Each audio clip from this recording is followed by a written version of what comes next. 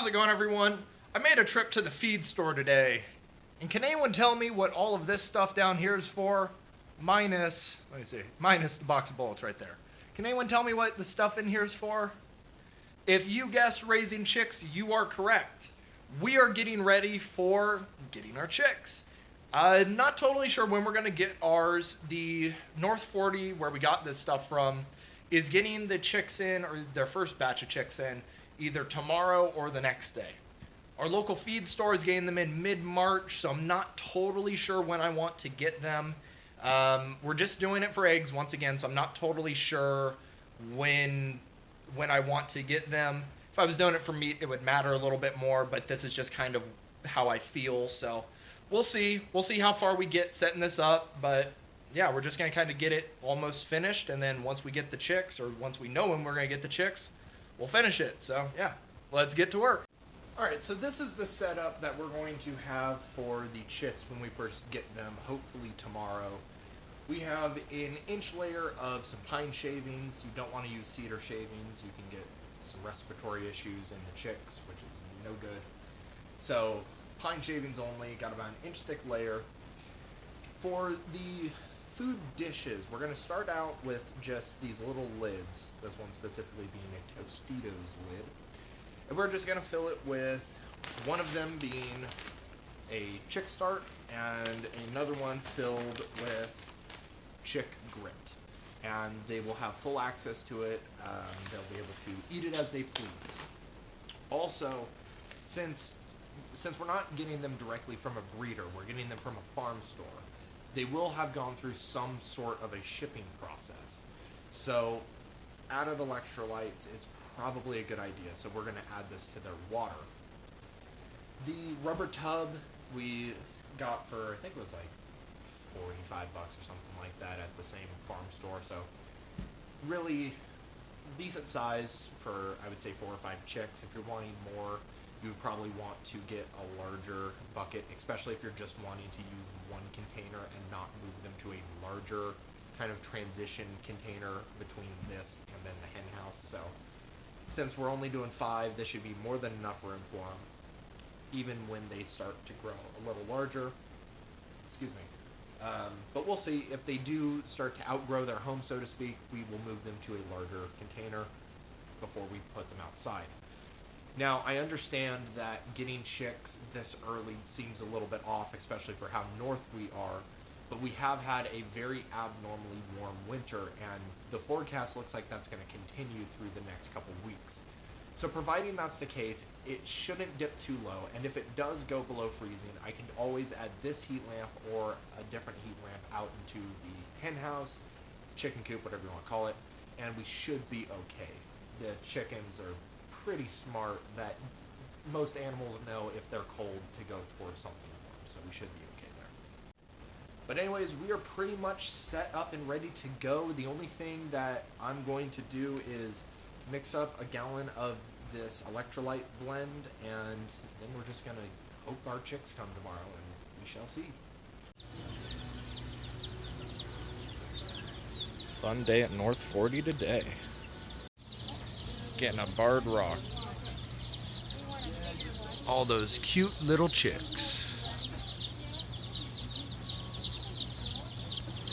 Awesome. This one's nice and warm over here. Perfect. Yeah. Alright, so we have our chicks. They are a little noisy right now. I'm sure they don't like being transported all too much, but they are going to a very nice and happy, loving home, and we will see you when we get to said home. Alright, so we're back home, and yes, the brooder has moved locations, and yes, those are the chicks peeping in the background. I moved it into the bathroom because I have a little portable space heater in here. The room is a lot smaller, and that way the heat will hopefully be a little bit better contained. Now we're going to start putting these guys in here. They are very cute, very noisy. Please forgive me, this is my first time handling chicks. I know, guys. Okay.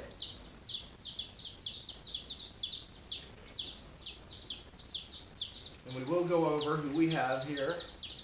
Got 6 total. I know that was one more than I said I was gonna get, but I couldn't resist. They were too cute. I gotcha, I gotcha, I gotcha, I gotcha, I gotcha. Look at this cute little guy. There you go. Go with your friends, guy. He doesn't want to leave. Come on, go with friends.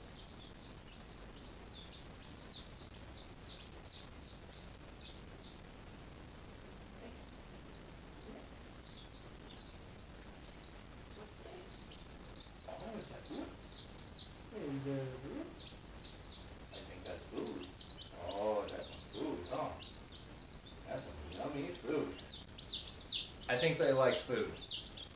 Now I'm going to keep an eye on them because I was told that these guys had their beaks dipped in water before. So hopefully that's the case. I'm going to keep an eye on them, and if they aren't drinking, then I will dip their beaks in water again.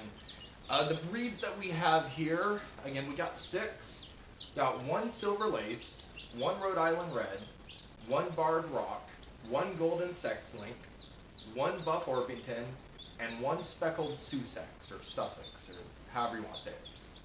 So 6 total. Why did I go with 6 after I just said I was going to do 5? Well, I was kind of debating between the buff Orpington and the speckled Sussex, again. And I wasn't too sure who I wanted, so I just said, why not, let's get both. So, yeah, we're going to keep looking after these guys and make sure that they are doing well. And so far, looks like they're doing okay. Alright, so it looks like the majority of the chicks know how to drink fairly well. A couple of them aren't drinking. I dumped their beaks in the water, so we'll see how they do. But we'll just keep an eye on them, see how it goes.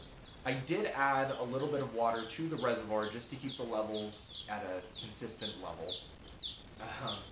And yes, they are making a bit of a mess already. They're kicking up the shavings into their food, into their grit, and into their water.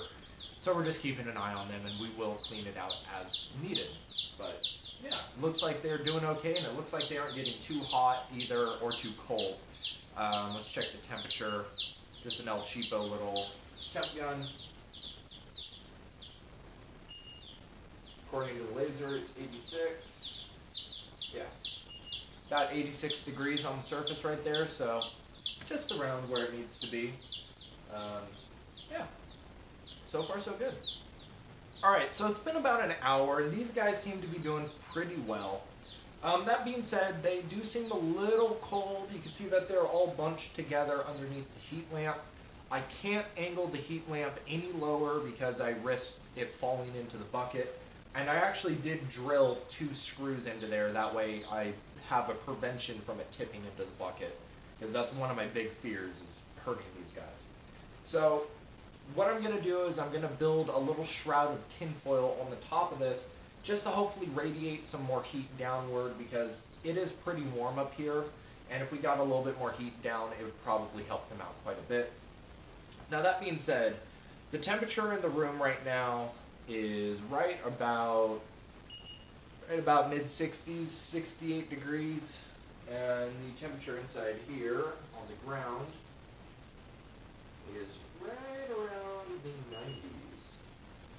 Got it on 88, but I saw it hit 90, 95, so we're right around the 90-ish threshold.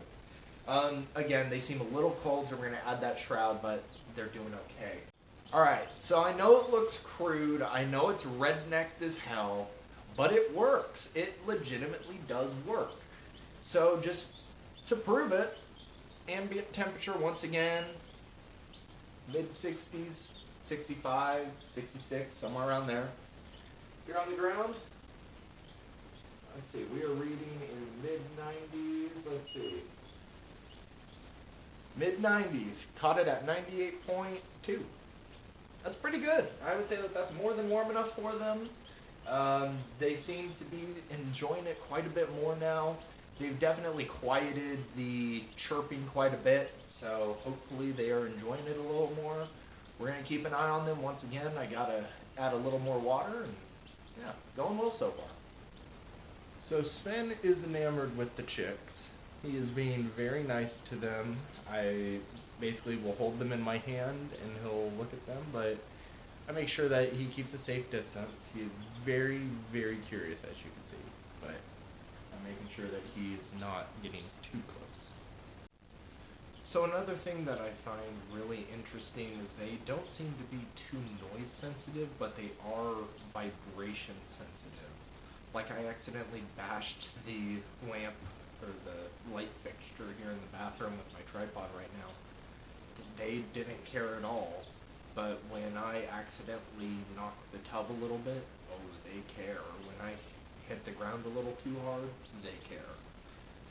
But yeah, they are calming down a little bit.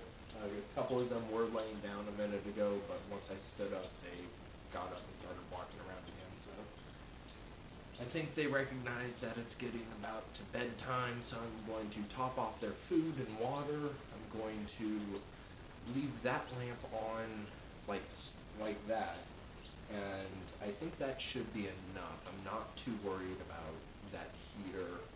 I may turn it on just to the lowest setting. We'll see. But yeah, should be good. They seem like they're happy. They seem like they're doing okay right now. So we're gonna end it here. I'm gonna try to post at least once a week. At least once a week. We shall see if I'm able to do that. But anyways, you guys, thank you for watching. Hope you enjoyed the video. If you did, like, comment, subscribe, hit the little bell icon. With that, thank you for watching. Think for yourself. Shoot straight, and I will see you next time.